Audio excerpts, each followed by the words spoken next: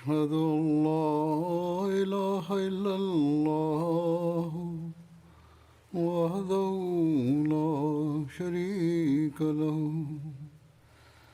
وأشهد أن محمدا عبده ورسوله أما بعد فأعوذ بالله من الشيطان الرجيم بسم الله الرحمن الرحيم الحمد لله رب العالمين الرحمن الرحيم مالك يوم الدين إياك نعبد وإياك نستعين اهدنا الصراط المستقيم صراط الذين أنعمت عليهم غير المغضوب عليهم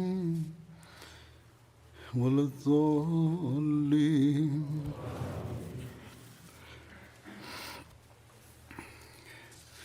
فبما رحمة من الله لنت لهم ولو كنت فظا غليظ القلب لانفضوا من حولك فاعف عنهم واستغفر لهم وشاورهم في الأمر وإذا عزمت فتوكل على الله إن الله يحب المتوكلين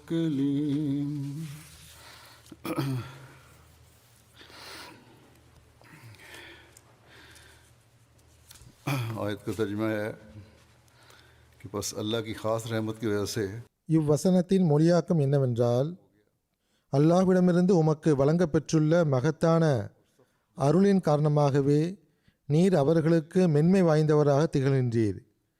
நீர் தீய ஒழுக்கமும் கடின உள்ளமும் உடையவராக இருந்திருப்பின் அவர்கள் சூழலில் இருந்து சிதறி சென்றிருப்பர். எனவே நீர் அவர்களை மன்னித்து அவர்களுக்காக இறைவனிடம் மன்னிப்பு கோருவீராக. மேலும் ஒவ்வொரு முக்கிய விஷயங்களில் அவர்களுடன் கலந்து ஆலோசனை செய்வீராக. பின்னர் நீர் எது பற்றியும் உறுதியான முடிவு எடுத்துவிட்டால் அல்லாஹ்வின் மீது நம்பிக்கை வைப்பீராக. நிச்சயமாக அல்லாஹ் நம்பிக்கை வைப்பவர்களிடம் உறுதியாக அன்பு கொள்கின்றான். இந்நாட்களில் பல்வேறு நாடுகளில் ஜமாத்தினுடைய மஜாலிசே ஷூரா, அதாவது ஆலோசனை கூட்டங்கள் நடைபெற்று வருகின்றன. சில நாடுகளில் நடந்து முடிந்துவிட்டன, சில நாடுகளில் இவ்வாரம் நடக்கின்றன, சில நாடுகளில் அடுத்த வாரங்களில் நடக்க இருக்கின்றன. ஜெர்மனியில் இன்று துவங்குகிறது, அத்துடன் சில நாடுகளிலும் இன்று துவங்குகின்றன. அவ்வாறே யூகே உடைய மஜ்லிஸே ஷூரா அடுத்த வாரம் நடைபெற உள்ளது. இன்னும் சில நாடுகளிலும் அடுத்த வாரம் நடைபெற உள்ளது. ஷூராவின் முக்கியத்துவம் குறித்தும் பிரதிநிதிகளின் பொறுப்புகள் குறித்தும் முன்பும் கூட நான் குத்பாக்களில் கவனமூட்டியுள்ளேன். அது கூறப்பட்டு சில வருடங்கள் கழிந்துவிட்டன. ஆகவே அல்லாஹ்வின் கட்டளை, ஹஸ்ரத் நபிகள் நாயகம் ஸல்லல்லாஹு அலைஹி வஸல்லம் அவர்களின் முன்மாதிரி, ஜமாத்தின் மரபுகள், வழிமுறைகள் ஆகியவை குறித்து இன்று மீண்டும் எடுத்து கூறுவதை பொருத்தமானதாக நான் கருதுகிறேன். எங்கெல்லாம் ஆலோசனை கூட்டங்கள் நடந்து முடிந்து விட்டனவோ அங்குள்ள ஷூராவின் உறுப்பினர்களும் ஷூராவின் உறுப்பினர்களின் பொறுப்புகள் குறித்து கவனமூட்டப்படும் விஷயங்களிலிருந்து பயன்பெறலாம். ஷூராவின் உறுப்பினர்கள் கவனத்தில் கொள்ள வேண்டிய விஷயம் என்னவென்றால், மஜ்லிஸே ஷூராவின் பரிந்துரைகளுக்கு ஹலீஃபா அனுமதி வழங்கிய பிறகு உறுப்பினர்களின் சில பொறுப்புகள் ஆரம்பமாகின்றன. அவற்றை நிறைவேற்றுவதும் தம் பங்களிப்பை அளிப்பதும் ஷூராவுடைய ஒவ்வொரு பிரதிநிதிக்கும் கடமையாகும். எவ்வாறு இருப்பினும் அந்த பொறுப்புகளின் பக்கம் கவனமூட்டுவதற்கு முன் நான் ஓதிய வசனத்தின் ஒளியில் சில விஷயங்களை எடுத்துரைப்பேன். அவ்வாறே ஹஜ்ரத் நபி ஸல்லல்லாஹு அலைஹி வஸல்லம் அவர்களின் முன்மாதிரி மற்றும் அன்னாரின் வழிமுறை குறித்தும் எடுத்துரைப்பேன்.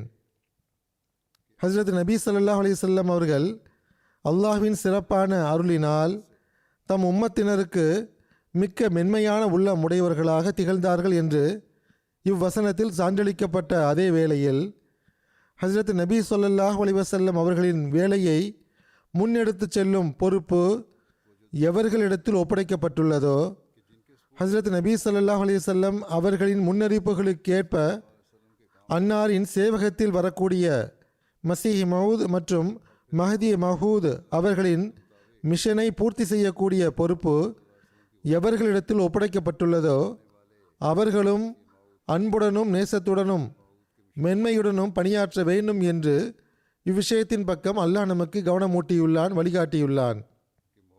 மென்மை காட்டவில்லை என்றால், கடுமையை வெளிப்படுத்தியிருந்தால், கோபப்படக்கூடியவராய் இருந்திருப்பார்கள் என்றால் இம்மக்கள் விலகிச் சென்றிருப்பார்கள். ஆகவே மன்னிக்குமாறும் அதற்காக துவா செய்யுமாறும் அல்லாஹ் கட்டளையிட்டுள்ளான். பிறகு அத்துடன் ஆலோசனை செய்யுமாறும் கட்டளையிட்டுள்ளான். ஆக இந்த அடிப்படையை கருத்தில் கொண்டவாறு இப்போதனைக்கு உட்பட்டு ஆலோசனை கூட்டங்கள் நடத்தப்படுகின்றன. பெயருக்கு ஏற்ப அது ஆலோசனை கூறும் சபையாக உள்ளது, தீர்மானிக்கும் சபை அல்ல. ஆகவே அல்லாஹ் கூறுகின்றான், ஆலோசனைகளுக்கு பிறகு நீர் தீர்மானம் எடுத்துவிட்டால் அல்லாஹ்வின் மீது நம்பிக்கை வைத்தவாறு செயல்படுங்கள். அல்லாஹ்வின் மீது நம்பிக்கை இருந்தால் பிறகு அல்லாஹ் அதன் விளைவுகளையும் அளவற்ற அருள்களை கொண்டதாக ஆக்கிவிடுவான். இறை நம்பிக்கையின் உயரிய உதாரணம் ஹஜ்ரத் நபிகள் நாயகம் ஸல்லல்லாஹு அலைஹி வஸல்லம் அவர்களிடத்தில் நாம் காண்கின்றோம். ஹஜ்ரத் நபி ஸல்லல்லாஹு அலைஹி வஸல்லம் அவர்களுக்கு பல விவகாரங்களில் அல்லாஹ்விடமிருந்து நேரடியாக வழிகாட்டல்கள் கிடைத்து வந்தன. ஆனால் அல்லாஹ்வின் சார்பாக தெளிவான கட்டளை இல்லாத அந்த விவகாரங்களில் குறிப்பாக அவசியமான ஆலோசனைகளை அன்னார் கேட்டு வந்தார்கள். அன்னாருடைய இந்த நடைமுறையும் அல்லாஹுடைய இக்கட்டளையும் நமக்கு கூறுவது என்னவென்றால், ஜமாத்தின் பொறுப்பாளர்கள் இதர ஜமாத் உறுப்பினர்களுடன் எவ்வாறு நடந்து கொள்ள வேண்டும் என்றும் பரஸ்பரம் ஆலோசனையுடன் நாம் பணியாற்ற வேண்டும் என்றும் கவனம் போட்டுகிறது.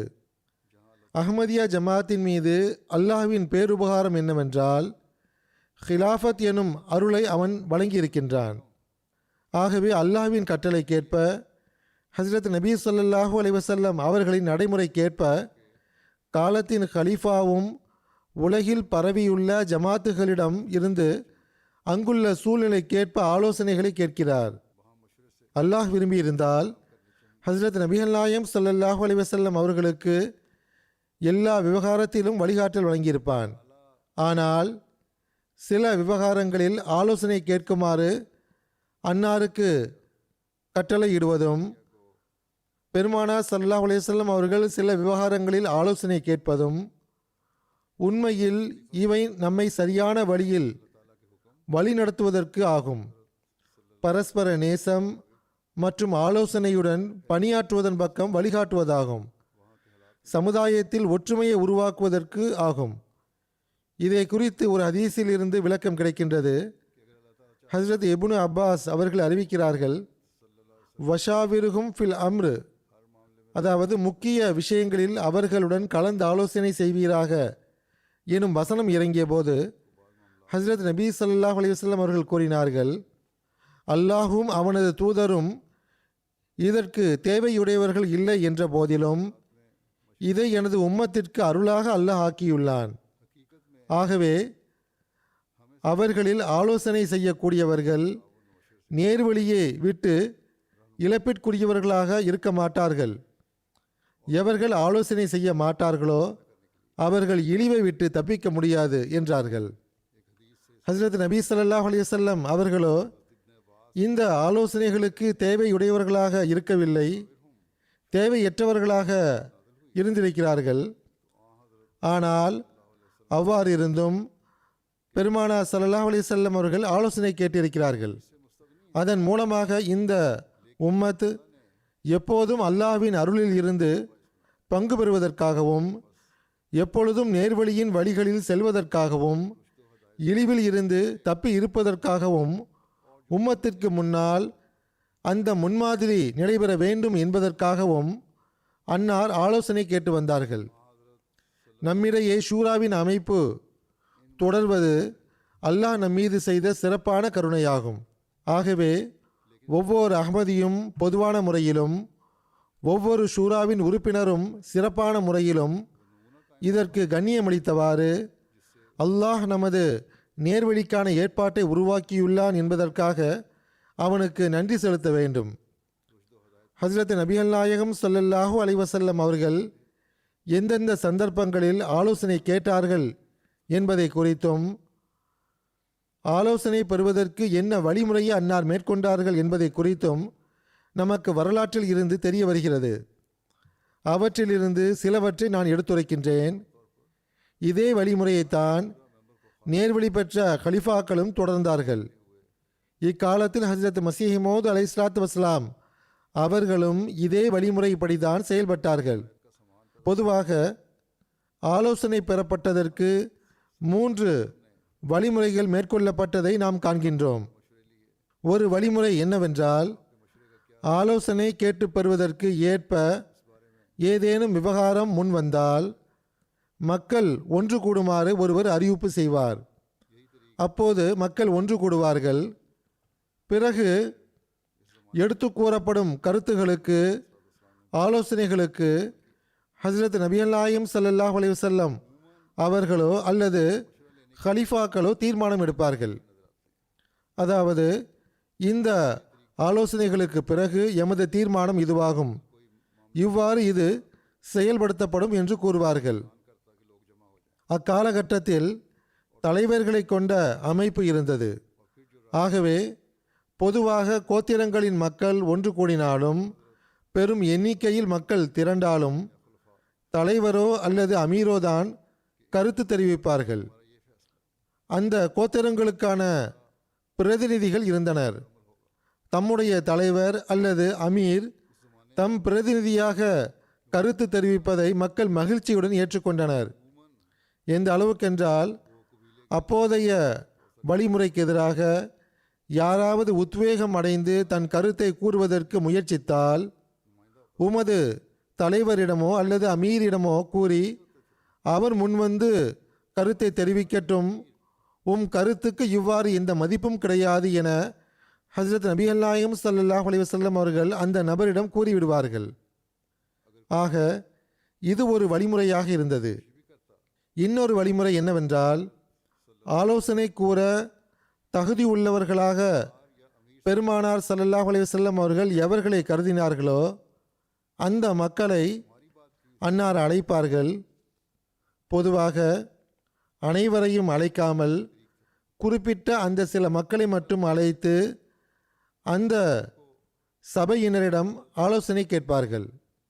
மூன்றாவது வழிமுறை என்னவென்றால், 2 நபர் கூட ஒன்று சேரக்கூடாது என ஹஜ்ரத் பெருமானார் ஸல்லல்லாஹு அலைஹி வஸல்லம் அவர்கள் எப்போது நினைக்கிறார்களோ அப்போது தனித்தனி நபராக அழைத்து ஆலோசனை கேட்பார்கள். முதலில் ஒரு நபரை அழைத்து ஆலோசனை கேட்பார்கள். பிறகு இன்னொரு நபரை அழைத்து ஆலோசனை கேட்பார்கள்.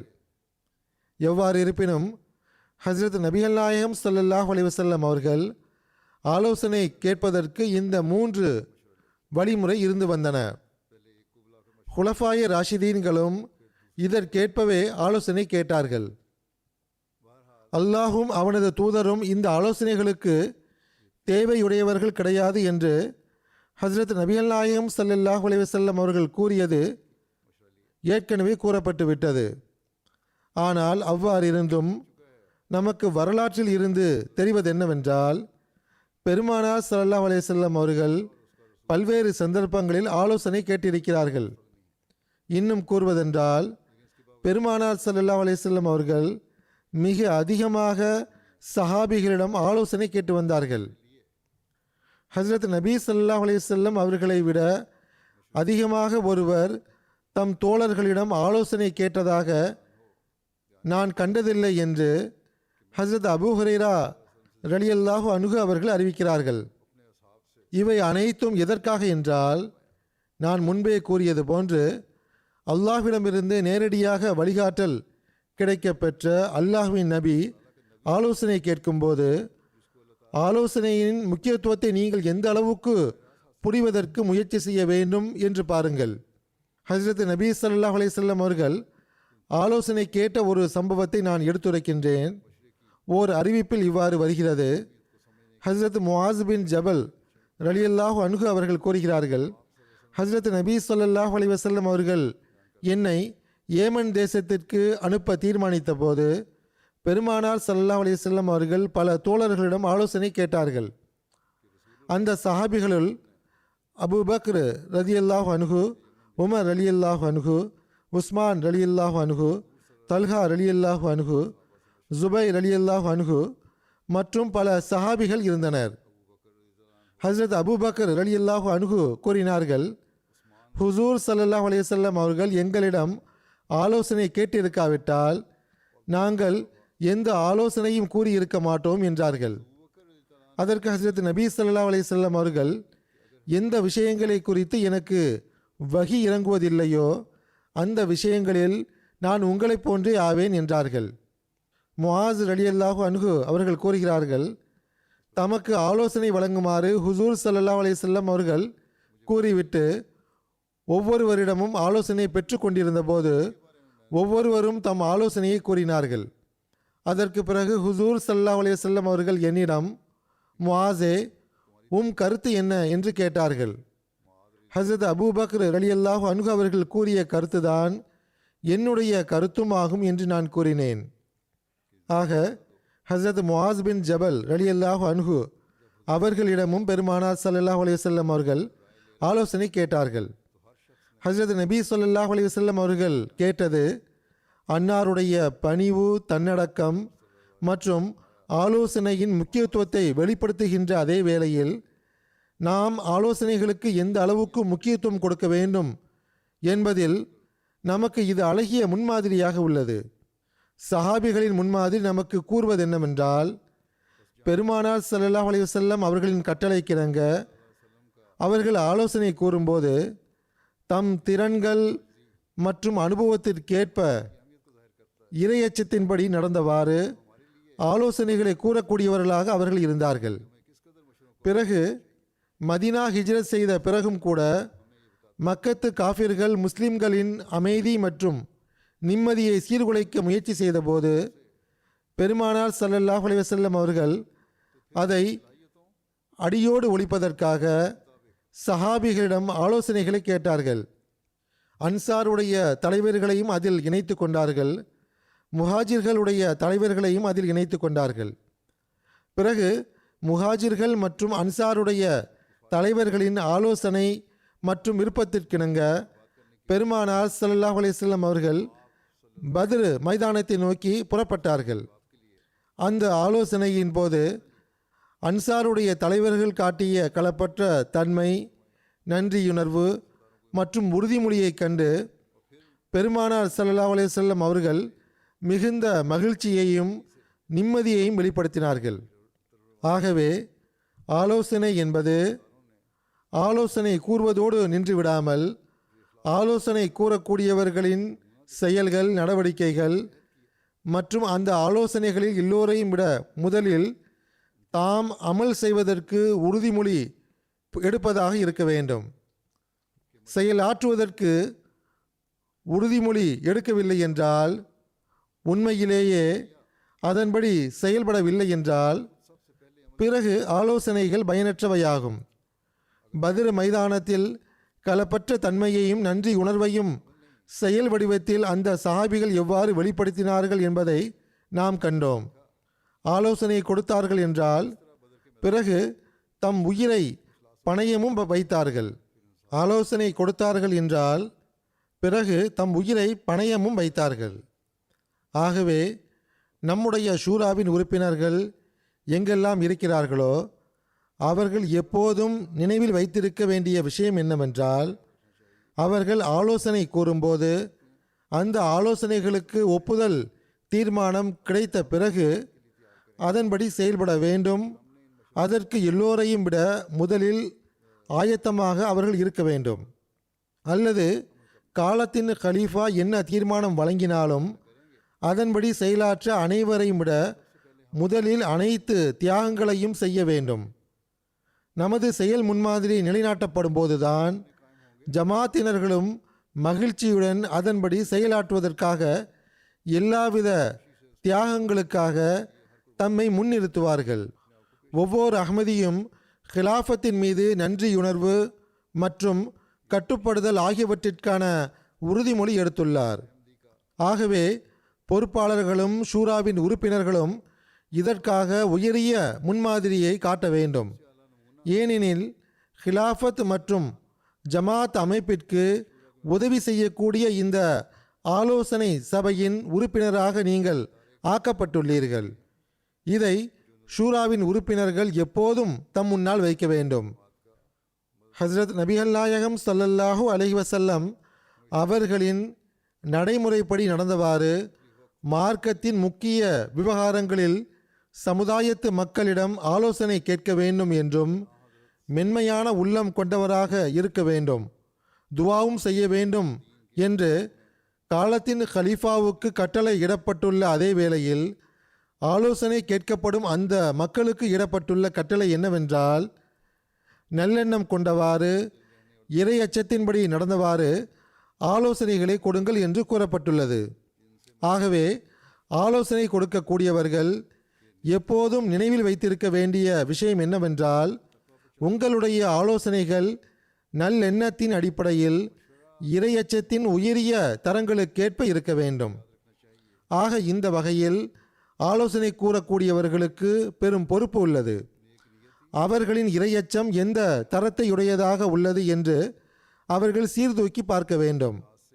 ஹஸ்ரத் அலி ரலியல்லாஹு அன்ஹு அவர்களின் ஓர் அறிவிப்பு எந்த அளவுக்கு தெளிவுபடுத்துகிறது என்றால், அன்னார் கூறினார்கள், ஷாவிருல் ஃபுகஹா வல் ஆபிதீன், அதாவது புரியும் திறன் கொண்ட இபாதத் செய்யக்கூடிய மக்களிடம் ஆலோசனை கேளுங்கள் என்றார்கள்.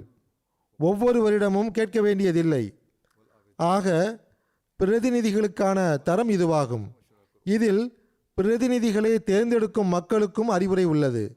அது என்னவென்றால், தமக்குள் எப்படிப்பட்ட மக்களை தேர்ந்தெடுக்க வேண்டுமென்றால், வெளிப்படையான முறையில் அவர்கள் ஆலோசனை கூறும் தகுதி பெற்றவர்களாகவும் மார்க்க அறிவில் சிறந்தவர்களாகவும் இபாதத்தின் தரத்திலும் சிறந்தவர்களாக இருக்க வேண்டும்.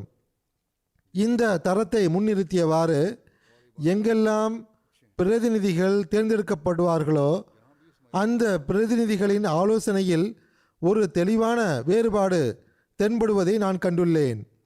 நல்லெண்ணம் கொண்டவாறு ஜமாத்தினர்கள் யாரையாவது ஷூராவின் பிரதிநிதியாக தேர்ந்தெடுத்தால் அந்த நபர் அந்த நல்லெண்ணத்திற்கேற்ப முழுமையாக செயல்பட வேண்டும். இது அந்த பிரதிநிதிகளின் பொறுப்பாகும். ஒரு நாளிலோ அல்லது சில வாரங்களிலோ எவரும் ஞானத்தின் உயரிய தரங்களை அடைந்துவிட முடியாது, மார்க்கத்தின் ஆழத்தை அறிந்துவிட முடியாது.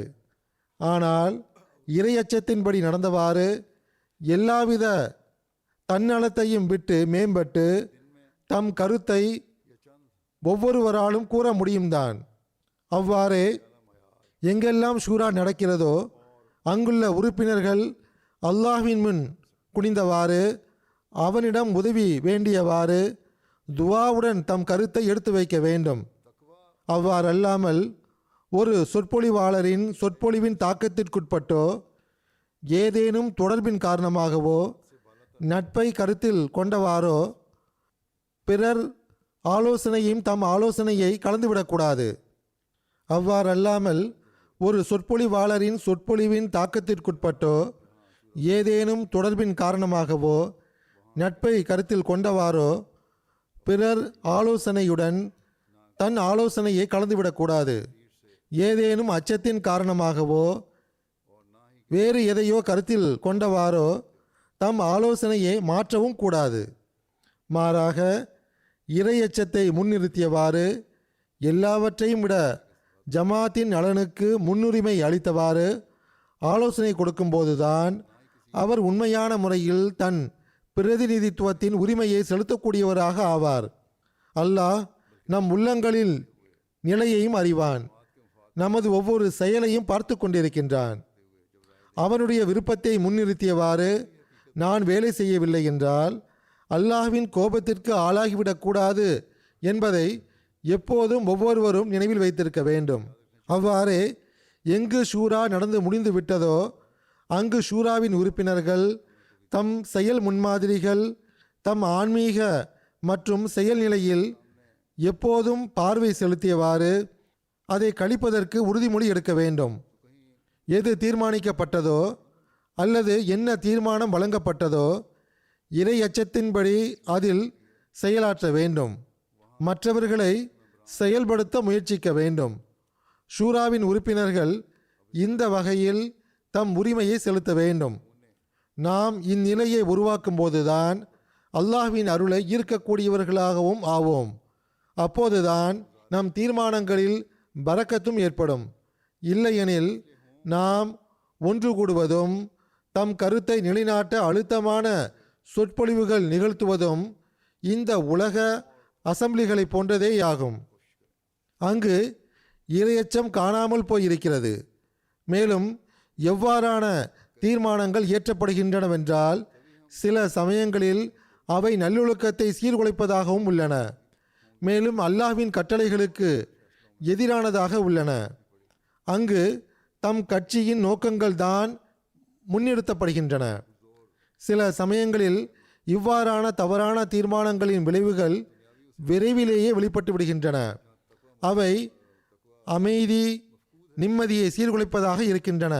சில சமயங்களில் காலம் தாழ்த்தியும் விளைவுகள் வெளிப்படுகின்றன. ஆனால் எவ்வாறு இருப்பினும் அவற்றில் எவ்வித பரக்கத்தும் இருப்பதில்லை. அல்லாஹுடைய சட்டத்திற்கும் கட்டளைகளுக்கும் எதிராக இருக்கும் இவ்வாறான தீர்மானங்கள் இறுதியில் சமுதாயங்களின் நாசத்திற்கு வழிவகையாக ஆகிவிடுகின்றன.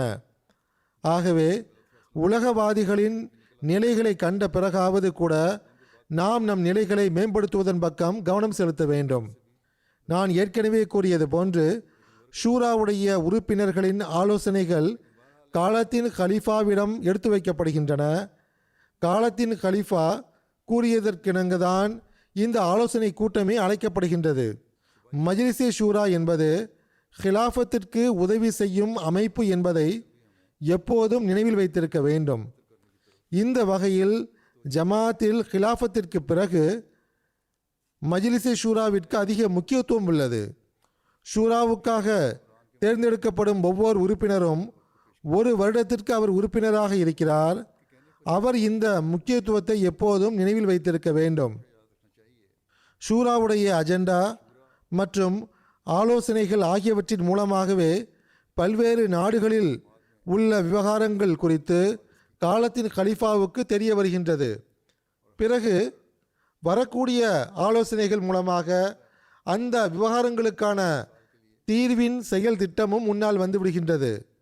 சில சமயங்களில் சில விஷயங்களில் ஏதேனும் விவகாரத்தின் தீர்வு குறித்து முழு விபரமும் கூறப்படுவதில்லை, அல்லது ஷூராவின் உறுப்பினர்களுக்கு முன்னால் அவை வருவதில்லை.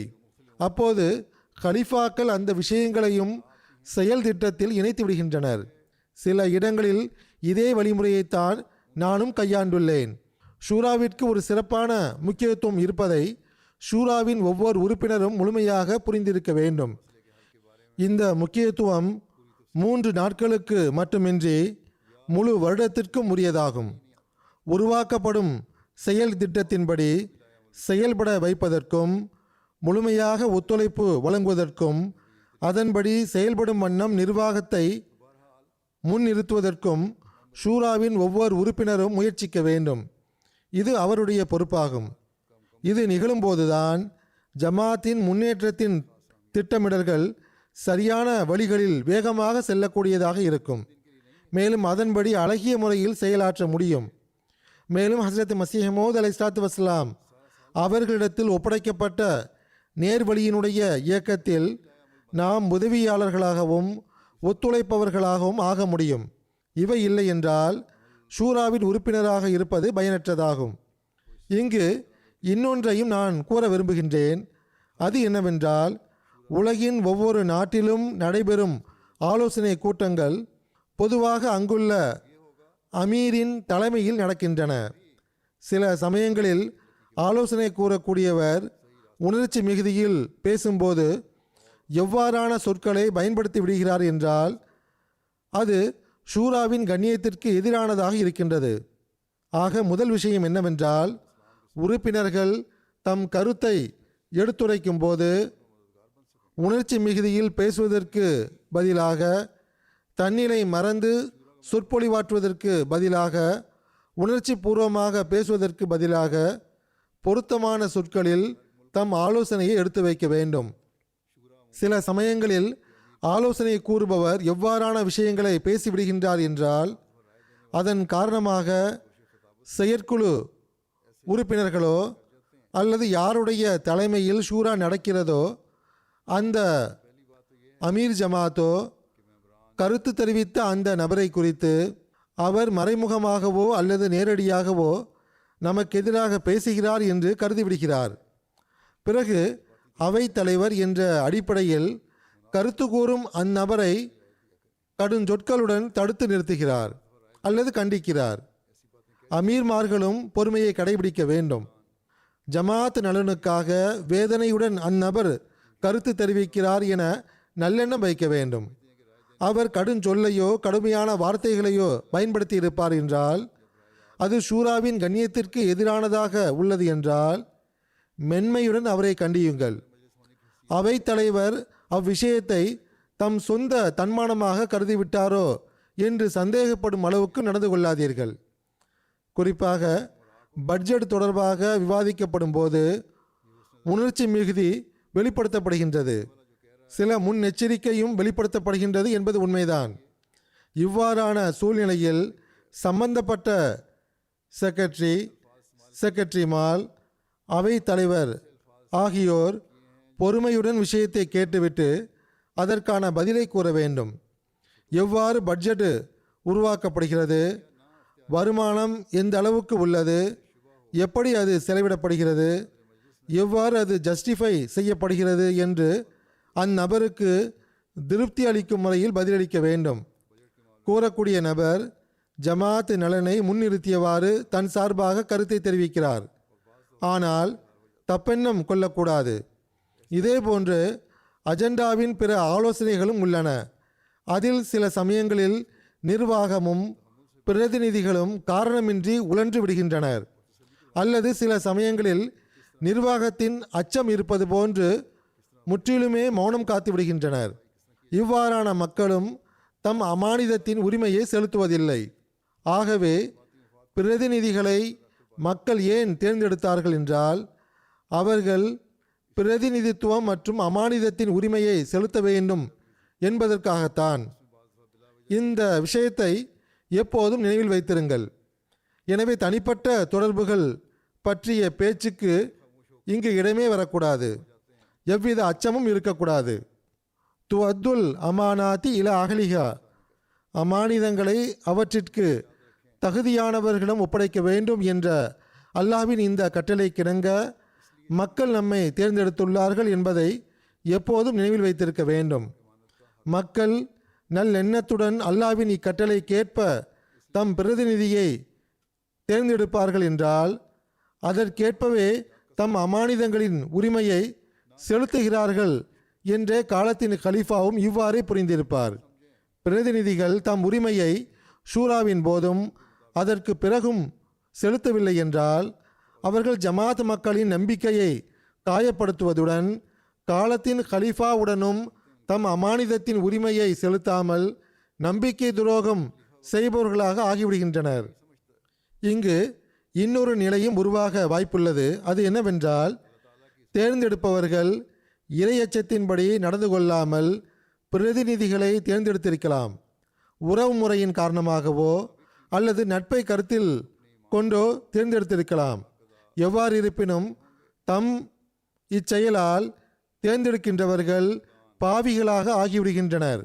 ஏனென்றால் அவர்கள் இந்த தவறான செயலை செய்துள்ளனர். அவர்கள் இந்த உரிமையை செலுத்தவில்லை என்றால் அதற்காக அவர்கள் இஸ்திக்ஃபார் செய்ய வேண்டும். ஆனால் பிரதிநிதிகள் தேர்ந்தெடுக்கப்பட்டு விடும்போது நான் இதில் பொறுப்பாளர்களையும் இணைத்துக் கொள்கிறேன். எந்த தரத்தில் செயல் நடவடிக்கைகள் மற்றும் ஆன்மீக நிலைகள் அவர்களிடத்தில் இருக்க வேண்டுமோ அந்த தரத்தில் அவை இருக்கவில்லை என்றால் இப்போது அவர்கள் இஸ்திக்ஃபார் செய்தவாறு தம் நிலைகளில் நேர்மறையான மாற்றத்திற்கு உறுதிமொழி எடுத்தவாறு இறையச்சத்தின்படி நடப்பதற்கு முழுமையாக முயற்சி செய்தவாறு அமானிதத்தின் உரிமையை செலுத்துவதற்கு தகுதியுடையவர்களாக தம்மை மாற்றிக்கொள்வதற்கு அவர்கள் முயற்சிக்க வேண்டும். இந்த முயற்சி ஏற்படும் போது அவர்கள் அல்லாஹ்வின் திருப்தியை பெறுகின்ற அதே வேளையில் ஹஸ்ரத் மஸீஹ் மவ்ஊத் அலைஹிஸ்ஸலாத்து வஸ்ஸலாம் அவர்களின் மிஷனிலும் உதவியாளர்களாக ஆகிவிடுவார்கள். மேலும் தமது செயல் மற்றும் ஆன்மீக நிலைகளையும் மேம்படுத்தக்கூடியவர்களாக ஆகிவிடுவார்கள். நான் ஏற்கனவே கூறியது போன்று இந்த பிரதிநிதித்துவம் 1 வருடத்திற்கானது ஆகும். இக்காலகட்டத்தில் நிர்வாகத்துடன் ஒத்துழைப்பும் வழங்க வேண்டும். ஒப்புதல் அளிக்கப்பட்ட தீர்மானங்களின்படி தாமும் செயல்பட வேண்டும், செயல்பட வைக்கவும் வேண்டும். இவ்விஷயங்களை பெறுவதற்காக உங்கள் ஜமாத்துகளில் இதற்கேற்ப அமல் செய்யப்படுகின்றதா இல்லையா, எந்த அளவுக்கு நடைமுறைப்படுத்தப்பட்டுள்ளது, காலத்தின் கலீஃபா வழங்கிய தீர்மானத்திற்கேற்ப அமல் செய்யப்படுகின்றதா என்று எப்போதும் கண்காணித்து வர வேண்டும். ஆக இவ்வாறு நீங்கள் காலத்தின் கலீஃபாவுக்கு உதவியாளர்களாக ஆக வேண்டும். தீர்மானங்கள் எடுக்கப்பட்டு அதன்படி செயல்படுத்தப்படாமல் இருப்பதை காண்கிறோம் என்றால் அதற்கான காரணம் ஜமாத்துகளுக்கு இந்த தீர்மானங்கள் அனுப்பி வைக்கப்படும் போது பொறுப்பாளர்களின் சோம்பேறித்தனத்திற்கு அவை இரையாகி விடுகின்றன என்பதாகும். ஆக இவ்வாறான நிலையில் பிரதிநிதிகளின் வேலை என்னவென்றால் ஜமாத்தினர்களுக்கு கவனம் மூட்டுவதுடன் பொறுப்பாளர்களுக்கும் அவர்களின் பொறுப்புகளின் பக்கம் கவனம் மூட்ட வேண்டும். அவ்வாறு இருந்தும் கவனம் தோன்றவில்லை என்றால் எவ்வாறு அந்த ஆலோசனை செயல்படுத்தப்பட வேண்டுமோ அவ்வாறு அது செயல்படுத்தப்படவில்லை என்றால் பிறகு தலைமையகத்திற்கு எழுதுங்கள்.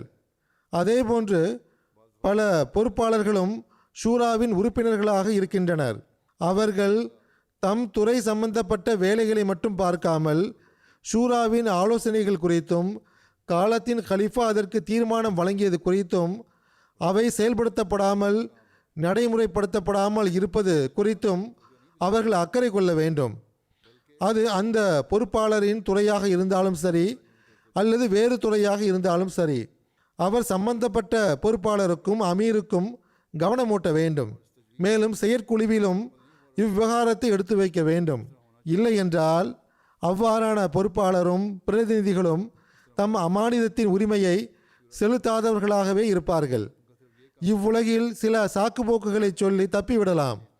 ஆனால் அல்லாஹ்விடம் எந்த விஷயமும் மறைந்திருக்கவில்லை என்பதை நினைவில் வைக்க வேண்டும். அமானிதங்களை செலுத்தியது பற்றி அவன் விசாரிப்பான். ஆகவே மிகவும் சிந்திக்க வேண்டிய இடமாகும். நாம் ஷூராவின் பிரதிநிதிகள் ஆவோம் என்றோ அல்லது பொறுப்பாளர்கள் ஆவோம் என்றோ நாம் பெருமைப்பட்டு கொள்ளக்கூடாது. மாறாக ஒவ்வொருவரும் தம் பொறுப்பை பற்றி சிந்திக்க வேண்டும்.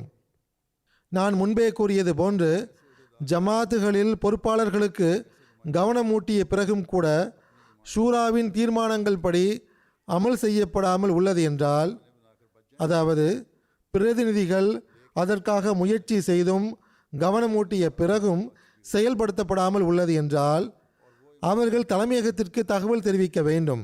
இதன்படி சிலர் தற்போதும் அமல் செய்கின்றனர். இதன்படி அமல் செய்யப்படுவதே இல்லை என்பதல்ல, சிலர் அதன்படி அமல் செய்கிறார்கள்தான். பொறுப்பாளர்கள் அதற்கேற்ப செயல்படவில்லை என்றால் அந்த பிரதிநிதிகள் தலைமையகத்திற்கு தகவல் கூறுகின்றனர். ஆனால் பொதுவாக எப்போது தகவல் தெரிவிக்கப்படுகிறது என்றால் ஒரு பொறுப்பாளருடன் தனிப்பட்ட முறையில் விரோதம் ஏற்பட்டு கருத்து வேறுபாடு தோன்றும்போது செய்யப்படுகின்றது. இது இறையச்சத்தின் வழிமுறை கிடையாது. இறையச்சத்தின்படி செயல்பட்டவாறு ஒவ்வொரு பிரதிநிதியும் ஒவ்வொரு பொறுப்பாளரும் ஷூராவின் ஒப்புதல் வழங்கப்பட்ட ஆலோசனைகளின்படி செயல்பட்டால், செயல்பட வைக்க முயற்சி மேற்கொண்டால் அந்த ஆலோசனை அடுத்த வருடமோ அல்லது 2-3 வருடங்களுக்கு பிறகோ மீண்டும் ஷூராவில் எடுத்து வைக்கப்படுவதற்காக வராது. அந்த ஆலோசனை மீண்டும் எடுத்து வைக்கப்படுகிறது என்றால் அதன் பொருள் அதன்படி முழுமையான முறையில் அமல் செய்யப்படவில்லை என்பதாகும்.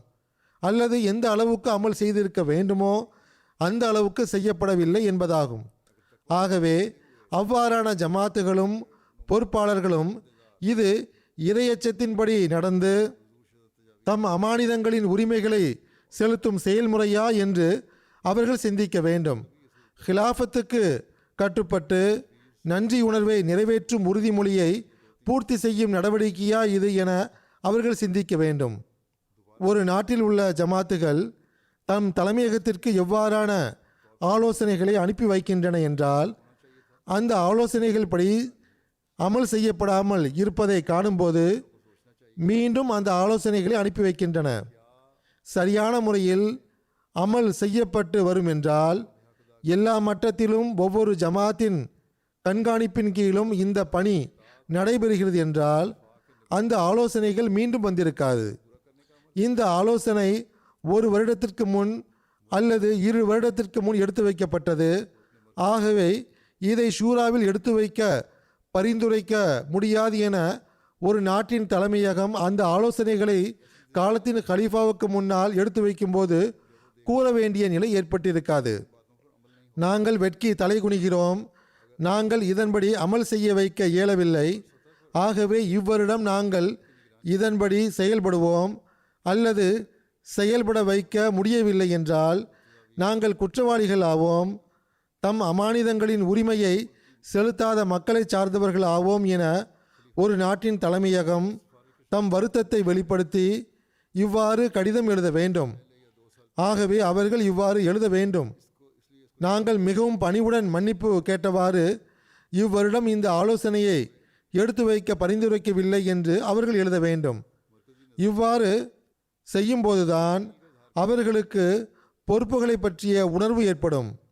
நாங்கள் இதை செய்து விடுவோம், நாங்கள் அதை செய்து விடுவோம் என பெரும் பெரும் செயல் திட்டங்களை வகுத்து காலத்தின் கலீஃபாவின் முன் எடுத்து வைக்கின்றோம். ஆனால் அதற்கேற்ப செயல்படாததால் குற்றவாளியாகின்றோம், காலத்தின் கலீஃபாவின் நம்பிக்கையை புண்படுத்தியவர்கள் ஆவோம் என்று குறைந்தபட்சம் நிர்வாகத்திற்கும் பிரதிநிதிகளுக்கும் இவ்வாறு வருந்தி எழுதும்போது உணர்வு ஏற்படும். ஆக இவ்வகையில் ஒட்டுமொத்த அளவில் ஆய்வு மேற்கொள்ளப்படும். அதே வேளையில் தனிப்பட்ட முறையிலும் பொறுப்பாளர்களும் ஷூராவின் பிரதிநிதிகளும் தம்மை சீர்தூக்கி பார்க்க வேண்டும், இஸ்திக்ஃபார் செய்ய வேண்டும். அதன்படி செயல்படாமல் போனதற்கான காரணங்களையும் எல்லா மட்டத்திலும் அறிந்து கொள்ள முயற்சிக்க வேண்டும். ஆகவே இந்த ஆய்வு பணிகள்தான் ஜமாத் அமைப்பை சரியான வழிகளில் நடத்த முடியும். இல்லை என்றால் பேச்சுக்கள் எவ்வித பயனையும் தர முடியாது. சில ஆக்டிவ் ஜமாத்துகள் அவை 100% இல்லை என்றாலும் 70-80% ஷூராவின் ஆலோசனைகள் படி அமல் செய்து விடுகின்றன. சில ஆக்டிவ் ஜமாத்துகள் அவை 100% இல்லை என்றாலும் 70%-80% ஷூராவின் ஆலோசனைகள் படி அமல் செய்து விடுகின்றன. காலத்தின் கலீஃபாவின் ஒப்புதலுடன் இந்த செயல் திட்டம் நமக்கு கிடைத்துள்ளது. நாம் காலத்தின் கலீஃபாவின் நம்பிக்கையை புண்படுத்திவிடக்கூடாது என்று ஓர் ஆர்வத்துடன் செயல்படுகின்றன. அவ்வாறான ஜமாத் மக்களிடம் ஏற்பட்டுள்ள புரட்சிக்கு காரணமாக இருக்கும் அந்த உணர்வு எம்மாதிரியான உணர்வு என அறிய வேண்டும். ஆக இவ்வகையிலும் நாடுகளுக்குள் ஆய்வு மேற்கொள்ள வேண்டிய தேவை உள்ளது. இவ்வாறு நன்கு செயலாற்றும் ஜமாத்துகளின் பொறுப்பாளர்கள் பலவீனமான ஜமாத்துகளின் பொறுப்பாளர்களுடன் சந்திப்பை ஏற்படுத்த வேண்டும். இன்னும் கூறுவதென்றால் தலைமையக பொறுப்பாளர்களுடன் மீட்டிங் நடத்த வேண்டும். அவ்வாறு துடிப்புடன் பணியாற்றும் பொறுப்பாளர்களின் அனுபவங்களிலிருந்து பயன்பெற வேண்டும். எங்கேயாவது ஓரிடத்தில் ஒரு ஜமாத்து இவ்வாறு நன்கு செயல்படக்கூடியதாகவும் தம் செயல் ரீதியாகவும் ஆன்மீக ரீதியாகவும் முழுமையாக செயல்படக்கூடியதாக இருக்கிறது என்றால் அது மற்ற 10 ஜமாத்துகளுக்கு தம்முடைய வழிமுறைகளை பகிர்ந்து அவற்றிற்கு பயனளிக்க முடியும். ஆனால் விஷயம் என்னவென்றால் தலைமையக அமைப்பில் ஒவ்வொரு செக்ரட்டரியும் பொறுப்பாளரும் ஷூராவின் பிரதிநிதிகளும் ஈமானுடன் தம் பங்களிப்பை அளித்தால் இவை நடக்கும். சில ஜமாத்துகள் அல்லது நாடுகள் இவ்வகையிலும் ஆய்வு மேற்கொண்டுள்ளன. அதற்கு பயனும் கிடைத்துள்ளது. கடந்த 3 ஆண்டுகளில் எடுக்கப்பட்ட ஷூராவின் தீர்மானங்களை குறித்து அவை எந்த அளவுக்கு செயல்படுத்தப்பட்டுள்ளன என்றும் செயல்படுத்தப்பட்டு வருகின்றது என்றும் ஆய்வு மேற்கொண்டு தலைமையகத்திற்கு மும்மாத ஆய்வு அறிக்கை அனுப்புகின்றன. இந்த ஆலோசனை 2 வருடங்களுக்கு முன் எடுத்து வைக்கப்பட்டு விட்டது. ஆகவே எடுத்து வைக்கப்பட முடியாது என்று கூறி உட்கார்ந்து விடக்கூடாது என்ற உணர்வு அவர்களிடத்தில் உள்ளதை இதன் மூலம் அறிய முடிகிறது. நாங்கள் இந்த செயல் திட்டத்திற்கேற்ப செயல்பட்டு இந்த அளவுக்கு எங்கள் இலக்கை அடைந்து விட்டோம், முயற்சிகள் இன்னும் தொடர்கின்றன என்று தலைமையகத்திற்கு அறிக்கை அனுப்ப வேண்டும் என்ற உணர்வு அவர்களிடம் காணப்படுகிறது. பிறகு இவ்வாறான ஜமாத்துகளில் இதன் மூலமாக பொறுப்புணர்வு அதிகரித்துள்ளது. பேச்சுக்களால் மட்டும் நாம் உலகை வெற்றி கொள்ள இயலாது. அதற்கு செயல் நடவடிக்கையின் தேவையும் உள்ளது. உறுதியான செயல் திட்டங்கள் தேவைப்படுகின்ற இடங்களில் செயல் ரீதியான முயற்சிகளின் தேவையும் உள்ளது. தம் இபாதத்துகளின் தரங்களை பெறுவதற்கும் தேவை உள்ளது. பொறுப்பாளர்களும் ஷூராவின் பிரதிநிதிகளும் தம் இபாதத்துகளின் தரங்களை மேம்படுத்துவதன் பக்கம் கவனம் செலுத்துவார்கள் என்றால், பள்ளிவாசல்களை நிரப்புவதற்காக தம் செயல் முன்மாதிரிகளை நிலைநாட்டுவார்கள் என்றால், பள்ளிவாசலுக்கு வருவோரின் எண்ணிக்கை 3-4 மடங்காக அதிகரித்துவிடும். நாம் இவ்வகையிலும் ஆய்வு செய்து பார்க்க வேண்டும்.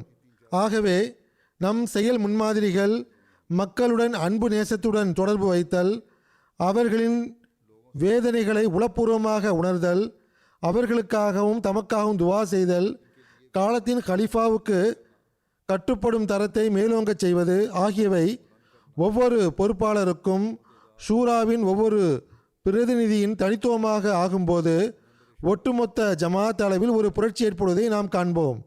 நம் பொறுப்பில் ஒரு மாபெரும் பணி ஒப்படைக்கப்பட்டுள்ளது. ஹஜ்ரத் மசீஹ் மவ்ஊத் அலைஹிஸ்ஸலாத்து வஸ்ஸலாம் அவர்களுடைய வருகையின் நோக்கமும் அன்னாருடைய மிஷனும் ஒரு சாதாரண வேலை ஒன்றும் கிடையாது.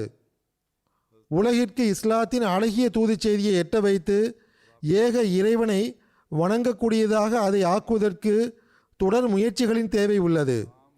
உலகில் அனைத்து நாடுகளிலும் இதற்காகத்தான் ஷூராக்கள் நடத்தப்படுகின்றன. நாம் நம் செயல் நிலைகளை சீர்படுத்துவதற்கு செயல் திட்டங்களை வகுக்கின்ற அதே வேளையில் ஏக இறைவனின் தூது செய்தியை கொண்டு சேர்ப்பதற்காக, உலகை ஒரே உம்மத்தாக ஆக்குவதற்காக ஹஜ்ரத் நபிகள் நாயகம் ஸல்லல்லாஹு அலைஹி வஸல்லம் அவர்களின் கொடியின் கீழ் கொண்டு வருவதற்காக எவ்வாறான செயல் திட்டங்களை வகுக்க வேண்டுமென்றால் அவை ஒரு புரட்சியை ஏற்படுத்திவிட வேண்டும். இந்த அனைத்து திட்டங்களையும் செயல்படுத்த செலவீனங்களின் தேவையும் உள்ளது என்பதை எப்போதும் நினைவில் வைத்திருங்கள். அதாவது செல்வத்தின் தேவை உள்ளது. ஆகவே உங்களுடைய சந்தா பட்ஜெட்டை எவ்வாறு வடிவமைக்க வேண்டுமென்றால், குறைந்த செலவில் நாம் அதிக பயன்களை பெறக்கூடியதாக அது இருக்க வேண்டும். ஜமாத் மக்களுடைய எண்ணிக்கையில் பெரும்பாலார் ஏழைகளாகவும் நடுத்தர வர்க்கத்தைச் சேர்ந்த மக்களாகவும் உள்ளனர். ஆகவே நம்முடைய சந்தாக்களின் வருவாய் தொகையை எவ்வளவு சிறப்பாக திட்டமிட வேண்டுமென்றால், மிக குறைவிலும் குறைவான செலவில் அதிகமான அளவில் மார்க்கத்தை பரப்பி தப்லீக் பணியை நிறைவேற்ற வேண்டும். நாம் இந்த வேலையை எப்போது செய்ய முடியும் என்றால், நாம் இறையச்சத்தின் அடியெடுத்து வைத்தவாறு நம் பொறுப்புகளையும் அமானிதங்களையும் நிறைவேற்ற வேண்டும். மார்க்க தொண்டை இறை அருளாக கருத வேண்டும். இந்த உண்மையை நாம் புரியும் போதுதான் இந்த பணியை நம்மால் செய்ய முடியும். இறை அச்சத்தின்படி நடக்குமாறு அறிவுறுத்தியவாறு ஹஜ்ரத் மசீஹ் மவ்ஊத் அலைஹிஸ்ஸலாத்து வஸ்ஸலாம் அவர்கள் ஓரிடத்தில் கூறுகிறார்கள், யா ஐயுஹல்லதீன ஆமனு இன் தத்தகுல்லாஹ யஜ்அல் லக்கும் ஃபுர்கானவ் வ யுகஃபிர் அன்கும் ஸய்யிஆத்திக்கும். இன்னொரு இடத்தில் அல்லாஹ் கூறுகின்றான், வ யஜ்அல் லக்கும் நூரன் தம்ஷூன பிஹ். அதாவது, நம்பிக்கை கொண்டவர்களே, நீங்கள் இரையச்சமுடையவர்களாக இருப்பதில் நிலைத்து நின்றால், அல்லாஹுக்காக இரையச்சம் எனும் பண்பில் நிலைத்து நின்றால், உறுதிப்பாடு கொண்டால், இறைவன் உங்களுக்கும் மற்றவர்களுக்கும் இடையில் வித்தியாசம் ஏற்படுத்தி விடுவான். அந்த வித்தியாசம் என்னவென்றால், உங்களுக்கு ஓர் ஒளி வழங்கப்படும். அந்த ஒளியுடன் நீங்கள் உங்களது அனைத்து வழிகளிலும் செல்வீர்கள். அதாவது, அந்த ஒளி உங்களது அனைத்து செயல்களிலும், சொற்களிலும், ஆற்றல்களிலும், புலன்களிலும் வந்துவிடும். உங்களுடைய அறிவிலும் ஒளி இருக்கும், உங்களுடைய புரிதலிலும் ஒளி இருக்கும், உங்களுடைய கண்களிலும் ஒளி இருக்கும், உங்களுடைய காதுகள், உங்களுடைய நாவுகள், உங்களுடைய கூற்றுகள், உங்களுடைய ஒவ்வொரு அசைவுகள் மற்றும் அசைவின்மையிலும் ஒளி இருக்கும். நீங்கள் எந்த பாதைகளில் செல்வீர்களோ அவை ஒளி பெற்றுவிடும்.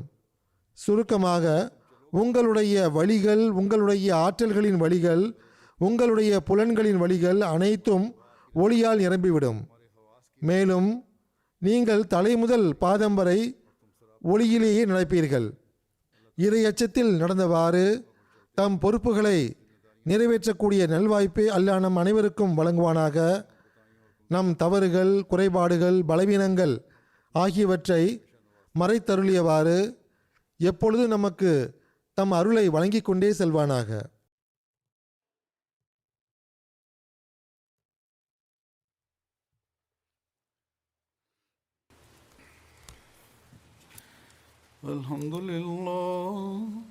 அல்ஹம்துலில்லாஹ் நஹ்மதுஹு வ நஸ்தஈனுஹு வ நஸ்தக்ஃபிருஹு